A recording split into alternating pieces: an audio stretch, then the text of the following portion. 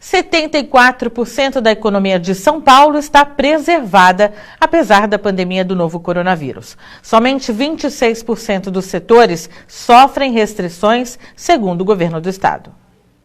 73% da perda do PIB corresponde aos efeitos apenas da pandemia. Por quê? Se nós olharmos o PIB como um todo, e a queda, que é generalizada, ele mostra, nós podemos verificar claramente que 73% da perda não tem efeito da pandemia. No entanto, 27% do PIB é afetado pela quarentena, sim, mas as avaliações mostram que mesmo que não tivesse a quarentena, estes setores seriam afetados, estão afetados, melhor dizendo, pela pandemia. Usem álcool gel, lavem as suas mãos e, principalmente, tenham o seu coração elevado. Agora não é hora de agressão, agora é hora de compreensão. Em Santos, a prefeitura fecha o cerco no cumprimento às medidas de isolamento obrigatório. Quase 800 motoristas tiveram que dar meia volta no bloqueio na entrada da cidade. E por falta do uso de máscaras, 6 pessoas foram autuadas. O bloqueio na entrada da cidade funciona desde o dia 22 de março. Só é permitido o acesso de quem está a trabalho e moradores. A GCM já realizou quase 8.000 abordagens. Segundo o inspetor Jesus, muita gente teve que voltar. É orientado a voltar à sua cidade de origem. Durante as abordagens, os agentes também orientam quanto ao uso da máscara. Há uma semana, por força de um decreto municipal, se tornou obrigatório o equipamento. Pelo que a gente vê, a maioria respeita, mas sempre tem aqueles que não querem obedecer.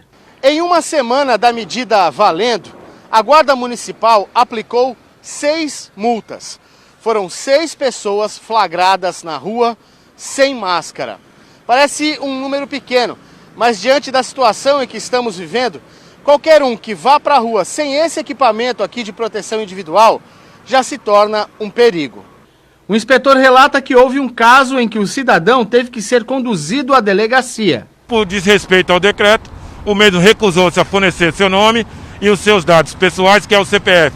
Devido a isso, foi dado voz de prisão, conduzido ao DP, por descumprimento de ordem sanitária. Realmente falta compreensão. E a recomendação para que as pessoas fiquem em casa também tem sido desrespeitada. Muita gente que tem saído para praticar atividade física ao ar livre sem dar conta do alto risco de contaminação. Nossa equipe flagrou alguns desses exemplos aqui em Santos. Na ciclovia, muita gente indo e vindo. Pessoas de todas as idades passeando. Flagramos quem tirou a máscara para respirar melhor. E no calçadão da Orla de Santos, as grades usadas para proibir a circulação de pessoas mais parecem enfeite. Seu Valdomiro, que tem o hábito de correr, não aguentou ficar tanto tempo em casa. 2 vezes por semana eu saio. Se Deus quiser que eu pegue, fazer o quê, né? Sei lá, espero que eu não pegue tão cedo. Meu pai faleceu com 94, minha mãe está com 97. E vamos ver até onde eu vou. Mas atenção para quem sai para praticar atividades físicas ao ar livre.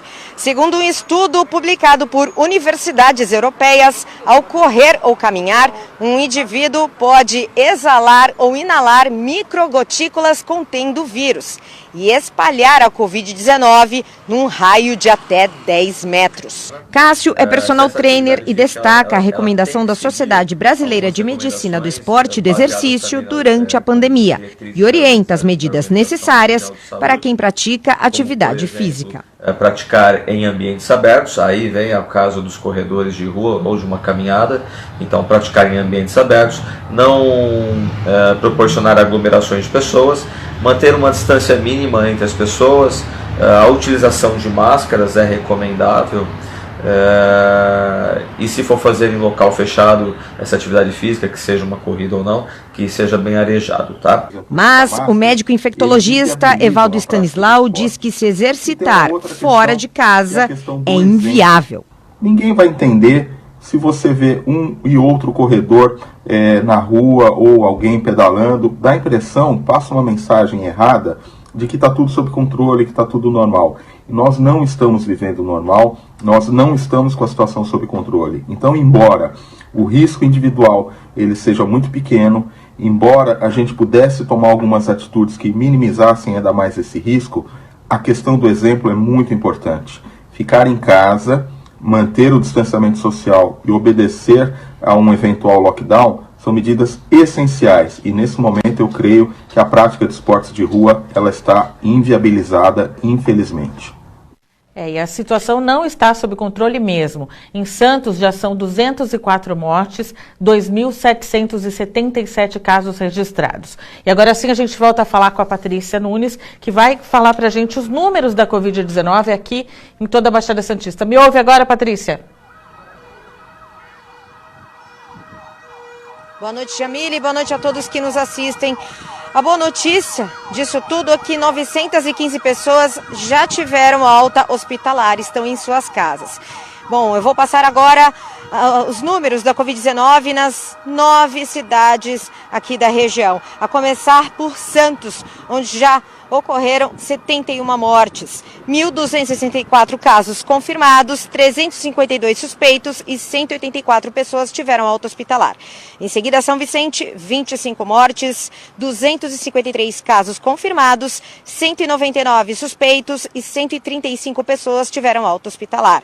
Em Cubatão, 11 óbitos, 170 casos confirmados, 121 pessoas, aí tem seus casos como sendo suspeitos e 60 altas hospitalares. Aqui no Guarujá, 40 mortes, 366 casos confirmados, 318 casos suspeitos e 40 altas hospitalares. Em Bertioga, 3 mortes, 32 casos confirmados, 6 casos suspeitos e 13 altas hospitalares. Praia Grande, 40 mortes, 578 casos confirmados, 728 casos suspeitos e 473 altas hospitalares.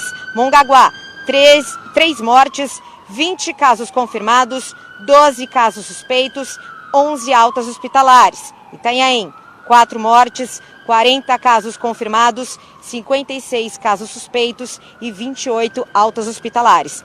Encerrando essa lista, Peruíbe com 7 mortes, 50 casos confirmados, 13 casos suspeitos e 31 pessoas tiveram alta hospitalar. Voltamos ao estúdio. Jamile. Patrícia, e uma retificação. O número de mortes, que eu disse agora há pouco, é na Baixada Santista e o número de casos registrados é de 2.777 na Baixada Santista. Com o objetivo de reduzir o tempo de espera nas filas em frente às agências da Caixa, já que muitos estão em busca do auxílio emergencial do governo federal, a Prefeitura de Bertioga oferece um serviço gratuito para orientar quem está com dificuldades em acessar o aplicativo que dá direito ao benefício. E é sobre isso que nós vamos conversar agora com a secretária de Desenvolvimento Social, Trabalho e Renda da cidade, Isa Largacha, que está conosco aqui por videoconferência. Tudo bom, Isa? Boa noite, tudo bem, Jamile? Tudo bem, obrigada pela sua presença aqui. Secretária, como é que funciona e como utilizar essa orientação, esse serviço lançado pela Prefeitura?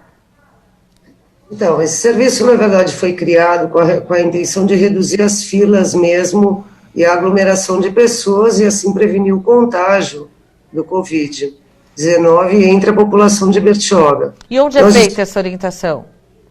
É feita dentro do Espaço Cidadão Centro de Bertioga. É um local, um espaço público que fica a 100 metros da...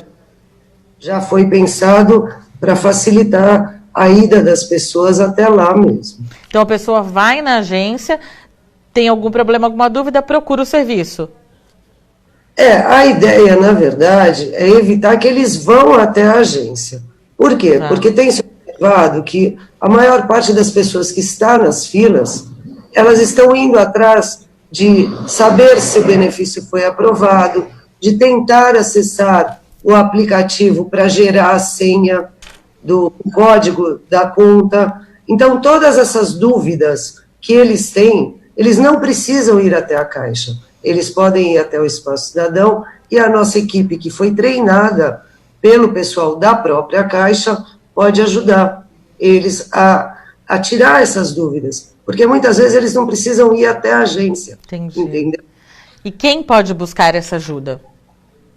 Todas as pessoas que tiverem com dificuldade, seja de acessar os aplicativos, seja por falta de ter uma internet para acessar, todos eles podem ir ao Espaço Cidadão. E existe algum cuidado para evitar aglomerações, também um cuidado nesse atendimento, Isa? Sim, nós pensamos justamente, porque não adianta também nós criarmos gerar riscos para eles. Exatamente. Dentro do cidadão. Então, há controle, há restrição de entrada. Dentro do Espaço Cidadão, que é um local bastante amplo, lá eles entram de 2 em 2 pessoas, são atendidos com máscaras, temos álcool gel para todas as pessoas que quiserem e precisarem. Então, as precauções para os riscos de contágio são feitas dentro do Espaço Cidadão também. Muito bem, obrigada, secretário. Para finalizar, qual é o endereço desse local que as pessoas podem ir e qual o horário de funcionamento? Olha, o endereço é na Avenida Anchieta, 392, é no centro de Bertioga, justamente porque as 2 agências da Caixa são no centro, tá? O horário de funcionamento é das 8 às 16 horas, de segunda a sexta-feira. Esse serviço, ele vai funcionar primeiramente até o dia 15 agora. Caso haja necessidade, nós prorrogaremos. Porque, neste momento, a maior parte das pessoas já conseguiu receber a primeira parcela. Então, a tendência é reduzir essas filas, né? Tá ótimo, secretário. Obrigada pela sua participação e por esse serviço que, com certeza, será de grande utilidade na cidade. Obrigada. Boa noite.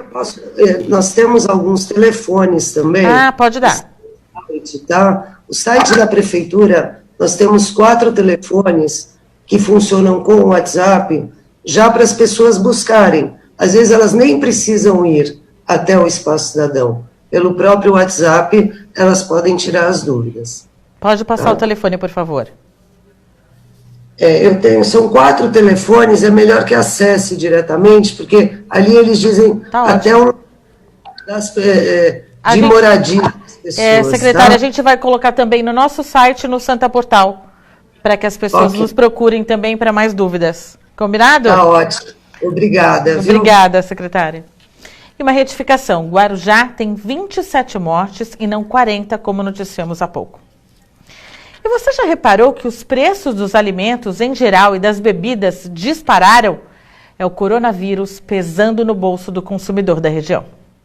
Feijão carioca a R$ 12,99, alta em torno de 10%. Feijão preto também, e aqui custa R$ 6,99. O preço do arroz aumentou 2,77% e dos ovos 6,77%. E a cartela com 30 está R$ 16,99. Marisa pesquisa os preços e se recusa a comprar quando vê que está muito caro. Por mais que peçam o isolamento, eu vejo o preço em um lugar e no outro, porque realmente está muito alto e muito diferente. Eu não acho que é culpa só do comerciante, eu acho que tem um problema aí de deslocamento de mercadoria, mas acho sim que tem algumas coisas que estão sendo abusivas. De acordo com o levantamento da Fundação Getúlio Vargas, entre março e 22 de abril, os principais itens alimentícios da cesta básica tiveram alta de 1,86%. Antes da pandemia, os mesmos itens eram 0,26% mais baratos. O economista Fernando Chagas explica que a estocagem de alimentos e o isolamento social contribuíram para a alta de preços. Aumentou porque as pessoas estão em casa.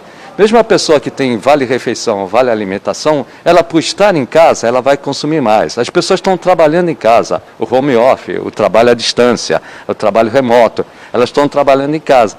Trabalhando em casa, elas vão consumir mais no supermercado. Em vez de ir no restaurante fora, como normalmente o trabalhador faz, que trabalha no centro da cidade, ele vai no supermercado, ele vai na padaria, ele vai no empório. É a lei da economia. Toda vez que o consumo aumenta e a oferta diminui, aumenta naturalmente o preço. Enquanto isso, a nutricionista Karina Budi dá opções de substituição de alimentos para o consumidor economizar e garantir uma alimentação saudável para toda a família. Procurar a granel, que às vezes sai muito mais em conta do que você comprar os pacotes. As carnes aumentaram, tentar outros tipos de corte, né, para fazer uma sopa, aproveitar que está esfriando, ou até mesmo aproveitar para desintoxicar da carne vermelha. Então fazer pratos mais à base de vegetais, né, folhas verdes escuras, abobrinha, optar sempre pelos legumes e frutas da época, que habitualmente estão mais em conta porque tem maior oferta. Deixa depois ver. E nesta terça-feira devemos ter sol e temperaturas amenas. Confira a previsão do tempo. O dia amanhece parcialmente nublado em Santos e as temperaturas ficam entre 23 e 31 graus. No Guarujá, a mínima também será de 23 graus e a máxima de 31. O tempo fica bom durante todo o dia. Em Cubatão, há 5% de chances de chover e o dia será parcialmente nublado. As temperaturas vão girar entre 23 e 31 graus. O sol aparece entre nuvens em São Vicente. A máxima será de 31 e a mínima de 23 graus. Em Praia Grande, a terça-feira terá temperaturas um pouco mais baixas que as demais cidades. Máxima de 29 e mínima de 22 graus. O sol aparece, mas há aumento de nuvens ao longo do dia. O mesmo acontece em Mongaguá.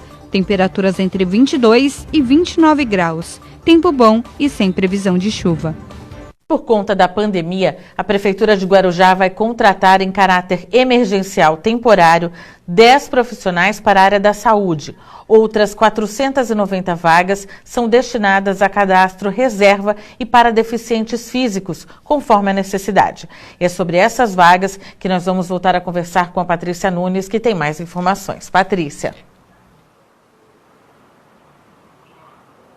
Jamília, as inscrições vão até a próxima quarta-feira, dia 13 de maio. Sobre este assunto, eu entrevisto agora o secretário adjunto de saúde daqui do Guarujá, Marcelo de Almeida César. Olá, boa noite. Boa noite.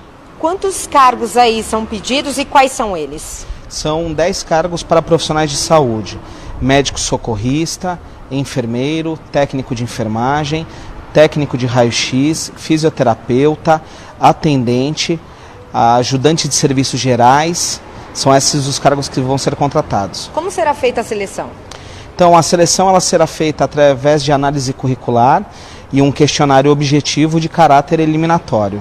Como é possível fazer as inscrições? No próprio site da Prefeitura tem informações adicionais também, né? Exatamente, existe um link dentro do portal da Prefeitura no www.guarujá.sp.gov.br, onde a pessoa acessa. Lá são anexados documentos pessoais para o cadastro do candidato e já ali o questionário também estará disponibilizado.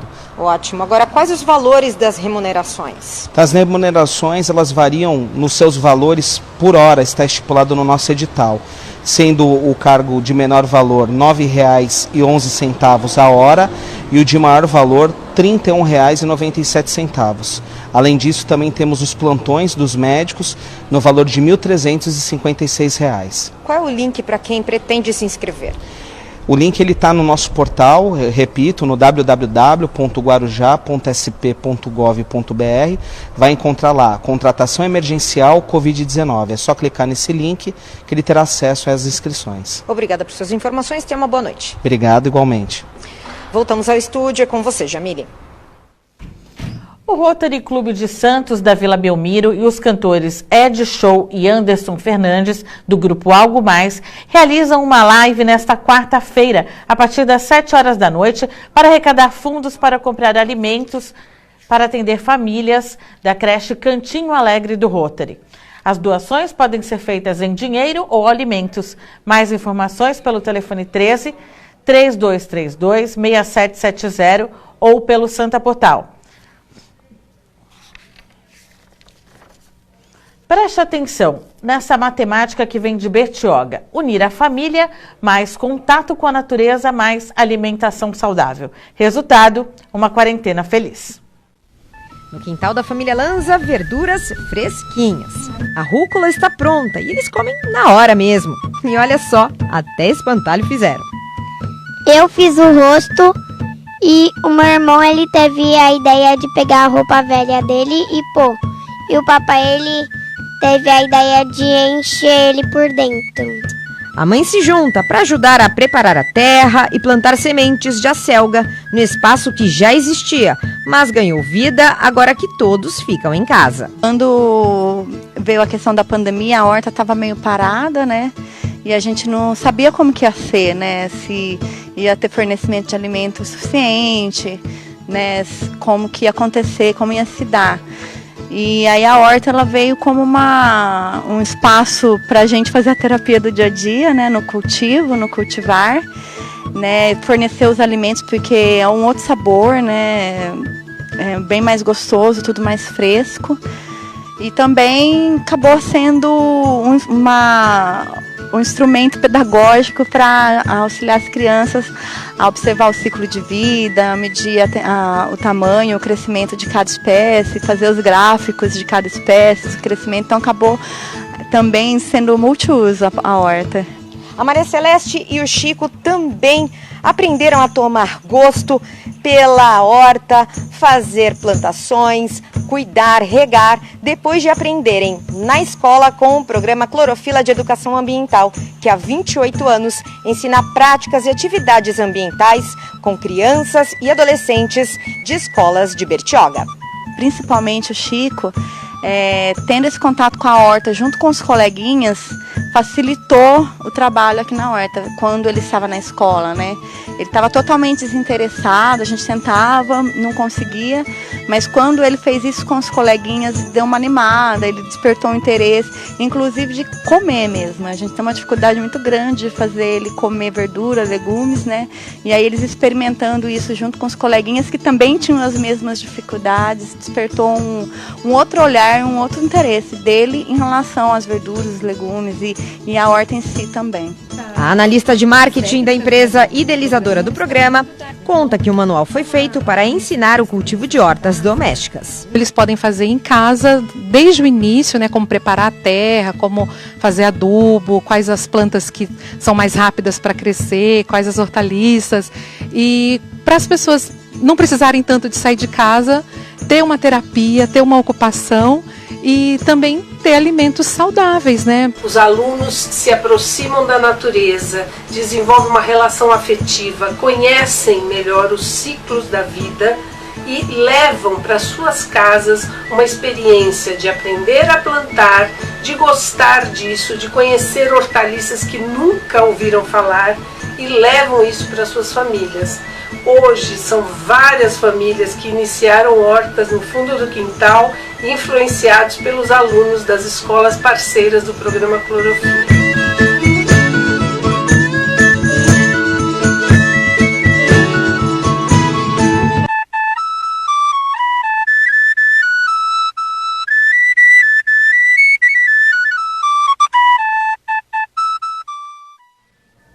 E esse é um exemplo de vida saudável. E o programa Clorofila atua em 25 escolas municipais de Bertioga. Uma parceria entre o SESI e o CIESP-FIESP tem garantido o almoço de 4.800 pessoas por dia, entre moradores de Santos, Cubatão e Registro, no Vale do Ribeira. A ação foi criada para ajudar famílias em situação de risco durante a pandemia do novo coronavírus. Todo o preparo é feito dentro das unidades do SESI. Tanto na cozinha quanto na sala, onde são embaladas as marmitas, todos os funcionários estão paramentados, para evitar qualquer tipo de contaminação. Na cozinha, onde acontece o preparo da refeição, só entra realmente os auxiliares de cozinha, nutricionista e a cozinheira, né? A equipe de apoio que está nesse salão tem que estar com máscara, luva, avental. E quando nós entramos nesse salão, a gente passa também por um lava-pés, que vai aí higienizar o nosso solado. Serão distribuídas até 1.800 refeições diariamente até o dia 30 deste mês, exceto aos domingos, para entidades parceiras selecionadas pelo CIESP-FIESP. No total dão cerca de 15 entidades no total, tá? onde essas entidades vêm aqui e levam essas refeições para poder melhor atender a comunidade carente, que nesse momento de pandemia nunca visto no mundo, conforta um pouco essas pessoas mais carentes. A edição de hoje termina aqui. Amanhã você confere as principais notícias no Bom Dia Cidades com a Natalina Nini. Você também fica bem informado pelo santaportal.com.br. Obrigada pela sua companhia, um excelente fim de noite. Fique em casa e fique conosco. Até amanhã. Tchau.